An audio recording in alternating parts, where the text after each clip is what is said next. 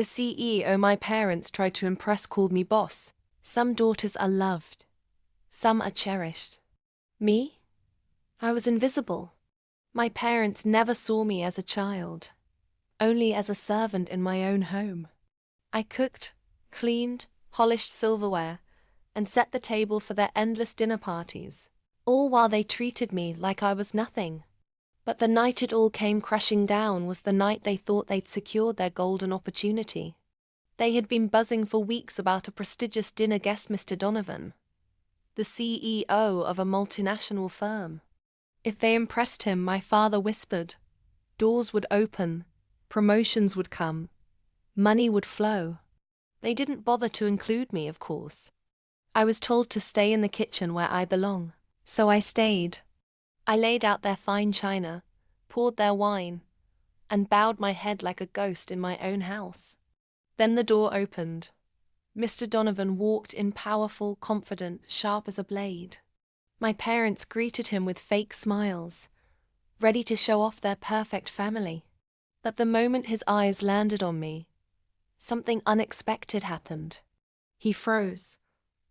His glass nearly slipped from his hand. Then, with a voice that filled the room, he said, "Boss?" The word echoed like thunder. My parents turned pale, confusion written across their faces. My father stammered, "The boss? What do you mean?" I stepped out from behind the table, finally seen not as their maid, but as the woman I had become. What they didn't know was that I wasn't just some forgotten daughter. I was the silent architect behind one of the most profitable business acquisitions in Donovan's company. I wasn't just an employee, I was his business partner, the one who signed off on every major deal, the one who gave him orders. He set down his glass and walked over to me with respect in his eyes. "I had no idea you were related to." He glanced at my parents, then lowered his voice with disdain. Them. My parents' jaws dropped.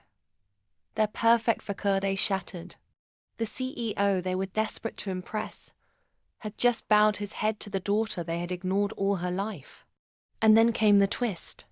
I looked at Mr. Donovan and said, "Actually, I'll take it from here." I turned to my parents and dropped the truth. I'm not just his boss. As of last month, I became the majority shareholder of his company, which means mother, father. I'm your boss too. The silence was delicious. Their faces drained of color until they were as pale as the linen on the table. I didn't need to raise my voice. I didn't need to argue. My revenge was simple success so loud it silenced every cruel word they had ever spoken to me. And that night, as I sat at the head of the table for the very first time, they finally looked at me. Not with love, not with pride, but with fear. If you enjoyed this story of cold-blooded revenge and shocking power shifts, don't forget to subscribe to my YouTube channel. I've got more jaw-dropping stories coming that you won't want to miss.